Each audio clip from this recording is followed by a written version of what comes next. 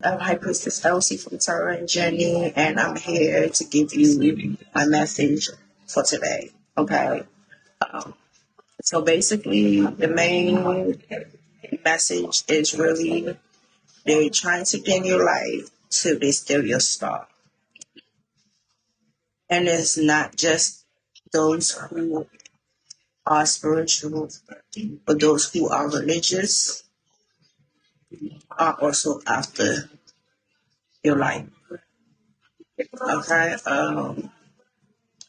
So basically, I'm just what I had a dream, and my dream was like it just reminded me of how things went, how I got where I am right now, right? And the main thing about this, why I feel like I was ready to speak on this, I have made this video three times today, and every time it was either you couldn't hear what I was saying, or it was just a bunch of stuff. And that's how much I know that they are at work as we speak, right? But now I'm starting to understand how they work, and it don't really affect me but so much. And it should affect you. So, like I said, I'm gonna say a few things that I feel like it's in me to speak, right? To express what I'm saying. When I say religious people will be also after these gifts of yours, I want you to understand that and or dim your light, you just gotta be prepared for this. And I'm not even joking about how bad you need to be prepared. Because for one, and also people you know that's close to you will also be working against you. It's gonna be like a triple whammy. Okay? So let's say, and you will know by how they react towards you. You will know if you got somebody reporting your problems, like you would literally know because it's absolutely no denying it. And you would see, they would literally do stuff that you'd be like, wow, that's crazy. But you would just know, checkmate. I see you. It's cool, right? Because it's just what it is, right? So I'm gonna use myself for an example.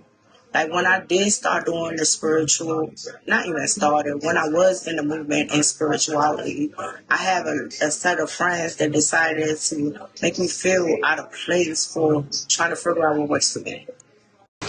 And then I remember this one time, right during like the summer times, I used to go to basically this lady house that I used to call like my aunt. Like her name was really Aunt Grace, and I used to like help her with things that she wanted me to do and stuff. But one time, like she did something that really turned me like left, and I think from that day I never really dealt with her anymore, right? And but for real, what really happened, I remember exactly how. Like basically, she and my father had a conversation, and they decided they was gonna keep taking me to churches for them to rebuke the demon out of me because somewhere they talking about I must be possessed or something, and I really felt so weird about that. I didn't like how I felt. I felt like somebody was trying to make me feel like something was wrong with me, and I felt like whatever I was.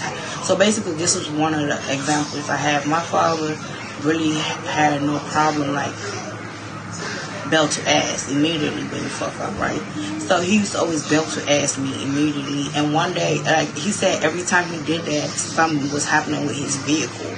So he started to put them like, yeah, some.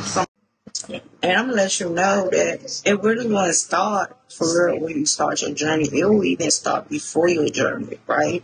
Like I remember when I was like really young and I was like in my early stages of life when I was back across the water when I was in Ghana and I was before I left my mother's mother house.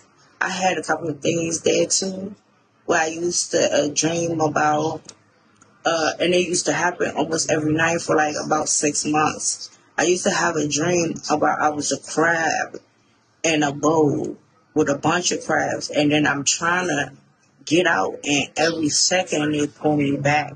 And I also used to have this dream after my mother passed away. I used to have this dream of seeing, basically feeling like I fell in a pit, and in that pit was a rack of snakes. And in that pit of a rack of snakes, I'm really in there thinking I'm about to get eaten alive, but I don't get touched, right? And it was so creepy because I was like, and they really, I realized it wasn't gonna do nothing, and I got out of the pit, right? With that said and done, people are really crazy as fuck, and they have been taught to believe, even though they know what the fuck they're doing is wrong. They do it anyway. People are really, mostly to people of culture, when they do when they do hang out with people that not comfortable who they are, they tend to make you also feel like it's a problem to be who you want to be, right? So let's say, for example, even in the Bible, they definitely let you know. Remember Samson, the guy that basically never cut his hair because the strength was in his hair, and people was acting like he basically, they sent a girl to him and made her seduce him into letting him tell her that he felt like his strength was in his hair. His mom told him to never cut his hair, just for him to wake up the next morning for his hair to be cut, and our people come in to get him at his time of weakness, to put him in a situation where he's really looking stuck and stupid, right? And that's the crazy thing when I say that when you know who you are, you just can't go around telling people, because you never know what their intentions are for you, right? I'm just saying. So I remember one day my little cousin called me and asked me if I wanted to go check his church out and meet him there. I went there a few times when I was pregnant with my youngest child. Because I'm going to support you in whatever you do if I fuck with you. So that was not really a problem. Yes, I am spiritual, but I'm not narrow-minded. I'm pretty open-minded. Yeah, whatever you choose to do.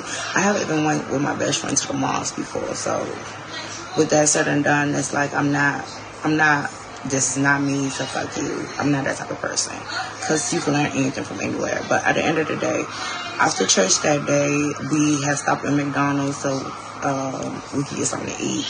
And when we stopped at the window, he tried to ask the girl that was serving the food if she wanted to join the church and give her life up to Christ. She was like, no, that's not really my thing. I'm spiritual. So I was like, oh, you try your hand? I guess you did not. It's not her thing. So I was thinking, hey, means I had a spiritual page and I was walking in my spirituality, and I had some videos to help somebody that was basically doing the same thing.